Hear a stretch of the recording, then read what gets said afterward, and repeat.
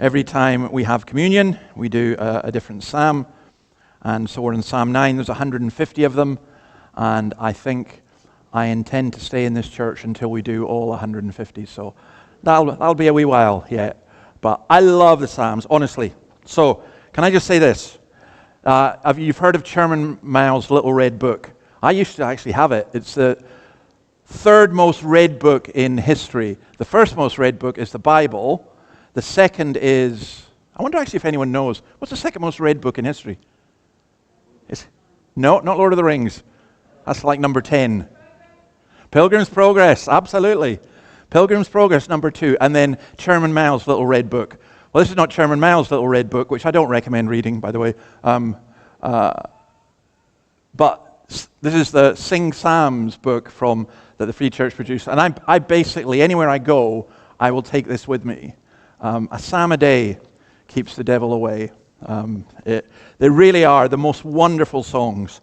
And we know some of the more famous ones, but it's worthwhile. This one, Psalm 9, if I said Psalm 9 to people, I don't think most people would really instantly recognize where it was from. Now, what it looks at is just a really, really, really important question. And that is the justice of God. Is God fair? Because the notion that somehow God is unfair is a temptation as old as humanity. That's what the devil said to Eve. Did God really say? And it's one of those thoughts that the old Puritans called an atheistical thought. And if you've never had it, and I've given it to you just now, if you've never had it, I'm quite surprised, to be honest. But one of the darkest thoughts that a Christian can have, you sing How Great Is Our God, and then you think, yeah, but what if God's unfair? What if it's not just? What if it's not right? And that's hell, to live in a world where God is unfair. So this is a song, and it's a really interesting song for those of you who are songwriters or are connoisseurs of music. Its structure is it looks back to the past, it pleads to the present, it looks forward to the future. Some of it is singular, I or the king, and some of it is plural, us. And its main theme is just this idea of justice. So in verse 8 it says that God judges the world in righteousness. And again, because of the culture we live in, a lot of us do not find that as a really great message. So out in the notice board out there, if I put God is love, everyone goes, oh, that's great. And if I put God will judge the world in justice, oh, I don't like that. Judging? Nah. But if you stop and think, instead of just emoting, according to our cultural prejudices, the justice of God is so important. Acts 17:31, Paul says, God has fixed a day when he will judge the world in righteousness, citing this psalm, by the man he has appointed, and of this he has given assurance to all by raising him from the dead. Have you ever thought, next Sunday we celebrate the resurrection of Jesus, and it says, God's proved he's going to judge by raising Jesus from the dead. Wow, that's not where we go often with the resurrection. Incidentally, Psalm 9 and 10 are treated as one in the Old Testament, Greek version of the Old Testament, the Septuagint. I don't think it is one, but people think it is because there's no superscription. The bit at the beginning here in Psalm 9, it says, for the director of music to the tune of the death of the Son, a psalm of David. But I think Psalm 10, which we will come to the next time we do communion, is a bit of an add-on. The other thing is, in terms of style, it's what's called an acrostic. So the first letter of each verse ends up making a couple of words. But Psalm 9 and 10, it's what they call a broken acrostic. And then the titles in the Psalms are always important. To the tune of the death of the Son. The NIV is taking a bit of a chance there because we actually don't know what it means. It probably does mean something like to the tune of the death of a son. But you know how you have certain hymns and there are certain tunes that go along with them? Well, this was expected, this psalm, there would be a particular tune. And if Joe is able ever to find the tune, the death of a son, we'll make a fortune by having the oldest sung tune in the world. But yeah, that's where all of this comes in. So let's get into some of the detail of it. I will give thanks to you, Lord, with all my heart. I will tell of your wonderful deeds. I will be glad and rejoice in you. I will sing the praises of your name, O Most High. Wholehearted praise. Now, what do we mean by praise? Believe it or not, there's a lot of argument about that. In fact, I think other than baptism and speaking in tongues, praise and worship are the subjects that cause most division within churches, which is just crazy. That praise, what is praise? What are we praising for? Who are we praising? Now, the key thing here is we're not praising ourselves. Very often we do that. Very often we do talk about how great and good we are.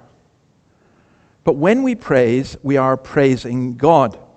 And that's in an absolute, it's a deliberate counter-distinction to the devil and the demons who say that God is evil. We are standing up and we are declaring and we are praying and we are singing that God is good, and we are praising him for that. Although our praise does involve us, because we can confess our sin, and because we are the ones doing the singing, and because we speak to one another with psalms, hymns, and spiritual songs, nonetheless, our praise is for who God is. Now, here's the key thing. You could have had a really good day. You've come in here, you've won the lottery, you've got engaged. I mean, good Presbyterians don't do the lottery, but never mind. You've won the lottery, you've got engaged, you got a new house, and your favorite politician just got elected, and somebody said that you look beautiful, and you got it. Yeah, I mean, just everything. And you go, yes, I am so thankful. I am so thankful. And Lord, thank you. And I feel great. And you kind of, that song, I feel good. I knew that I would now. Yeah, that's you. But that's all about you. But what if you come in here and you're really struggling with loads of stuff? Can you praise God? Well, yes, you can, because God is exactly the same. Your circumstances don't change who God is. And we praise him for who he is. We do not praise him because we're feeling good about ourselves. And that's where, when we're looking at how we sing, and it's so important, how we sing and how we praise God, that it's not about whether we like the tune or we like the instruments or we have a particular affection for a particular song. It's whether we are truly praising God. And notice what he does. He says, I'll praise you and tell of all your wonderful deeds. And in the Psalms, these are usually divided into these categories: redemption, salvation, creation, providence. And in this psalm, I'm praising you for your judgments and justice. And then this is another thing that we have to rethink how we think. I will sing the praises of your name, O Most High. Why does it matter how we use God's name? I've heard, to be honest, I have to say this, I've heard this more in Australia than anywhere else. Christians who use God's name as a swear word. Why? What do you mean when you go, oh my God? Are you saying, oh my God, you are wonderful and great? No, you're expressing surprise, and you're using God's name to do that. That's shocking, really, from a biblical perspective. Or I've even heard people use Jesus' name like that. Now, in the world, they will do that, but that surely should not be the case within the church. And I know we pick it up so easily. I used to go to a lot of football matches, and you hear swearing all around you, and you think, well, I will never swear. And then one day you hit your thumb with a hammer, and suddenly you're coming out with words that you didn't even know you knew because you've heard them. Well, we need to think about God's name. He said, I will sing the praises of your name. Now, even within the church, one of the things that we can do is, it's like a preacher can kind of think, if I just say the name of Jesus every couple of minutes, people will think I'm okay. Maybe they don't even think like that, but it's almost subconsciously the way that it's done. Or we can use religious language, but we need to think about the beauty and the wonder of God's name.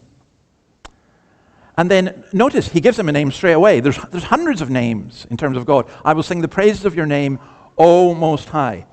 Now, in the original language, it's basically saying the sovereign one of the nations. God, you are sovereign, meaning you are in control. There is nothing in my life and there is nothing in this world that is out with your control. And to acknowledge the sovereignty of God is hugely important because it reorientates when we come to God and complain, which we're allowed to do, but we can never complain, Lord, this surprised you. Lord, you weren't able to do anything about this. We acknowledge God's sovereignty. Notice also, this is joyful and public, and yet it comes from our heart. I will give thanks to you, Lord, with all my heart. And that's why our hearts need to be renewed, because some of us, let's be honest, we do not feel like praising God. We just don't. And we go through the rituals and the routines. I mean, I think the Book of Common Prayer is wonderful. But how many people have just read it or read one of the Psalms? And it's just words. It's not from their heart. I praise you. And we need to ask God to work in our hearts. In fact, sometimes it's better for us not to sing than to mouth empty words. So, he goes on. My enemies turn back. They stumble and perish before you. For you have upheld my right and my cause, sitting enthroned as the righteous judge. You have rebuked the nations and destroyed the wicked. You've blotted out their name forever and ever. Endless ruin has overtaken my enemies. You've uprooted their cities. Even the memory of them has perished. Now what's he praying about here? The ruined city. He's been attacked. And if it is this mourning for the death of a son, he's saying his enemies have been turned back, and they've been turned back by the righteous judge. Now just a couple of things to notice. In the New Testament, all judgment has been entrusted to the Son. We appeal to Jesus. I'll come back to this. Just, we don't use Jesus as a swear word, which is demeaning, rather than calling on his name. We call out to him. So in Luke 18, the just judge, in the parable of the just judge, Jesus says at the end of that, will God not give justice to them speedily? God will give us justice. Now, I want you to think of the practicalities of that. So at work, you've been hard done by. There's a boss who's lied about you. There's a colleague who's taken your work. I remember one PhD student coming to me one time and saying, David, I did all this work and my boss has taken my paper and just taken it as their own. It's so unfair. And it is unfair. There's a lot of stuff that is really unfair. But you know what the Christian does? The Christian isn't like the non-Christian who just has to either despair or get revenge or, I'm going to get these scumbags kind of thing. The Christian says, no, God's going to deal with this. There's a just God, and he will deal with every injustice I have faced. Sadly, in our culture and in some of our lives, domestic abuse of many different types has taken place. Who do you appeal to? The orphan and the widow appeals to the just God. Within churches, things go wrong. You appeal to the just God. And you'll notice the contrast with God, between God and the wicked here. Their nations, their cities, their name, and their memory is all brought to a final end. God's name continues forever. God's word continues forever. I know some of us are a bit worried about what's happening in Iran and elsewhere, and not just because it hits us when we fill up with fuel and all that kind of stuff. I was listening to somebody talking about a group of Christians who are pretty high up in these kind of affairs, and one of them saying that, Australia is really not prepared for what's to come. And kind of the message ended there, but the message shouldn't end there, because God is always prepared for what is to come. And think about it this way. The largest empire ever in the world, what do you think it was? Don't say the Brits, because we were the best, but, we were really kind to everybody. But no, we basically founded Australia, so you owe it to us all.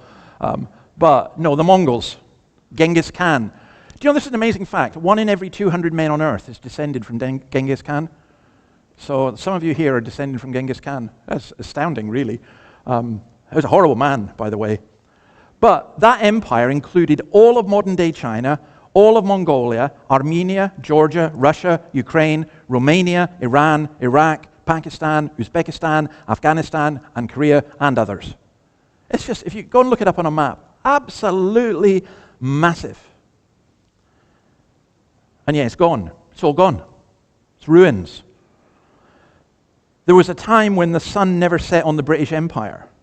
I read this week, and that was because of the British Navy, which was hundreds of ships which controlled the seas. I read this week that Britain has 7 frigates, 5 of which don't work, and 2 aircraft carriers. The reason they're useless is because they don't have any aircraft, which is kind of the point of aircraft carriers.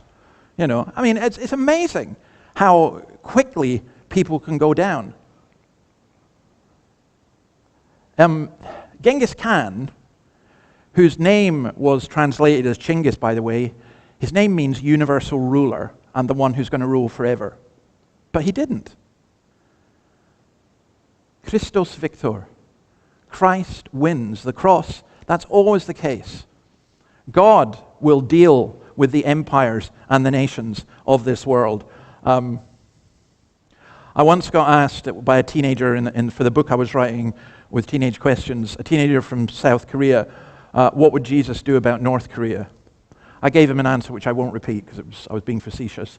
But I then, used the opportunity to reflect on the fact that all the nations, including North Korea, are under Christ. That's what the psalmist says. Here he goes on, the Lord reigns forever. He's established his throne for judgment. He rules the world in righteousness and judges the peoples with equity. The Lord is a refuge for the oppressed, a stronghold in times of trouble. Those who know your name trust in you, for you, Lord, have never forsaken those who seek you. Now it's praise for justice for the oppressed. It's, again, this is where the justice is so important. Justice, righteousness, uprightness remind us of the perfection of God's decisions. God's decisions cannot be challenged. And this is the beautiful bit of this. Who are these decisions for? In Psalm 9 and 10, there are 7 words that are used for defenseless people. What are they? The needy, the oppressed, the helpless, the fatherless, the innocent, the poor, and the afflicted. And particularly the word oppressed, it carries this idea of being crushed like a fine powder. And it says, God is a refuge for the oppressed, and he's a stronghold. I don't know if you saw the seas yesterday. If any of you were down at the ocean baths, you weren't going to be swimming in them because they were just crashing all over the place. But the big thing is, you feel for, are the people in the Central Coast who, not listening to the parable of Jesus, built their house right on the edge of the sand. Coastal erosion. Sorry, you ain't getting much insurance out of that if you get these kind of swells. But if you built your house on a rock, I used to live on cliffs that were over 200 feet high, and so you get massive waves. I mean, if we got a wave that reached the top of the cliffs, that's the end of the world. But you get massive waves, massive storms, and because your house was built on a rock, who cares? You're down on the sand, that's another problem. And this is what the psalmist is saying here. He's saying, God is a rock, God is a refuge. And those who know God's name trust in him. Why? Because he never forsakes his own people. He did not forsake David. You could argue there was a sense in which Jesus was forsaken because, my God, why have you forsaken me? But even then, he raised him and so on. The worst temptation a Christian ever gets is, God has forsaken me. God doesn't care about me anymore. No. I will never leave you, nor forsake you. John Bunyan, when he read these words, he said these words fell with a weight on his spirit, like a weight on his spirit. He didn't mean in a bad way. When he was in the depths of spiritual despair, this is what he said, reading about these words, it was with such strength and comfort on my spirit that it was as if the psalm talked with me.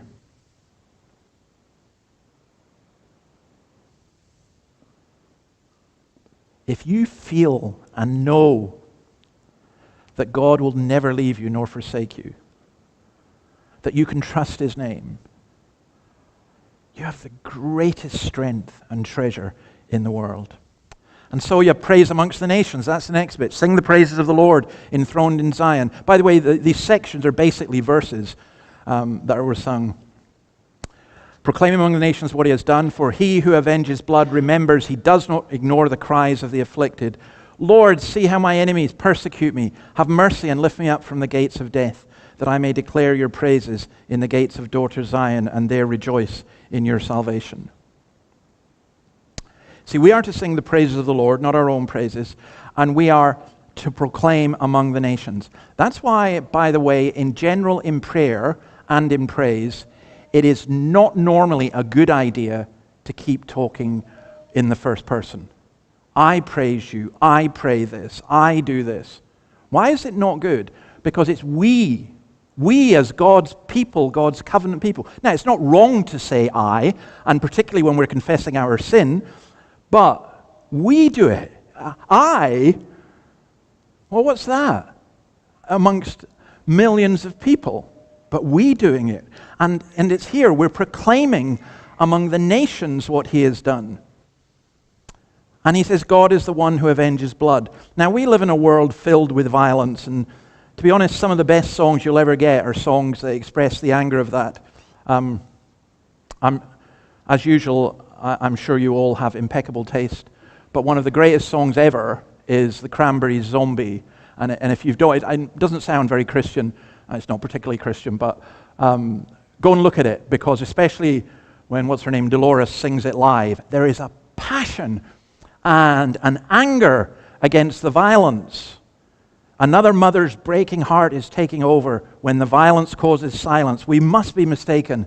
It's the same old theme since 1916. In your head, they're still fighting with their tanks and their bombs and their guns. In your head, they are dying. In your head, zombie, what's in your head? And the whole anger against the injustice in the world. And I'm not going to recommend you do this, but there are 2 documentaries about what happened to the Jews in October, which, if you saw them, you would wonder how Israel didn't just go and nuke Gaza. It is so horrific, the violence. And equally, by the way, there's horrific violence occurred in the West Bank just now. Some extremist Jewish settlers are persecuting people there. And if you want violence, go to Nigeria. And if you want violence, think of what the Iranian regime. And if you want violence, even in our own city. There was a murder in Merriweather this week. And it upsets you and it makes you angry. But the Christian comes and says, yeah, but the one who avenges blood remembers. The one who avenges blood remembers. We might forget. 50% of young people in Australia and the UK and America don't know about the Holocaust. It's forgotten. But God remembers. God knows. You may say, nobody remembers me in my trouble. Yeah, but God remembers and God knows. And that's why you get the shift in verses 13 to 14. Lord, see how my enemies persecute me. There's a shift from praise to prayer. In fact, if you wanted to sum the Christian life, and I think this is what Christian worship or praise, collective praise together should be, it's praise and prayer and preaching and proclamation. And that's what he's saying. Also, notice this. Death is portrayed as a city. This is a great image. Again, the best songs don't normally just come and tell you stuff direct. The best songs use images, and the Bible's full of them. And here's a great image of death like a city in which there's a gate that you enter, but there's no way out. There's no gate out. And here, he's talking about, lift me up from the gates of death. Get me out of here. And Christ is lifted up, and Christ is exalted above death, and Christ lifts his people with him. And the gates of death and the gates of hell shall not prevail against his people. There is no way out of death for the world. And we live in a culture of death as well. Just some of the stuff around euthanasia just now is crazy. That poor Spanish kid, I don't know if you've heard about her. She was brutalized. She was raped. She was put in a refuge. Same thing happened. She attempted suicide. And then basically it was suggested to her that her life was miserable and she should be euthanized. And she was this week. Horrific. And loads of people have been saying, why were you doing that to a teenager? Why are you not offering comfort? Why are you not trying to help make her life better? But that's the world. But Christ comes and defeats death.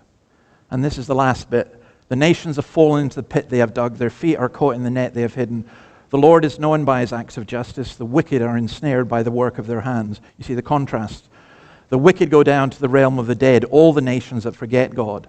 But God will never forget the needy. The hope of the afflicted will never perish. Arise, Lord.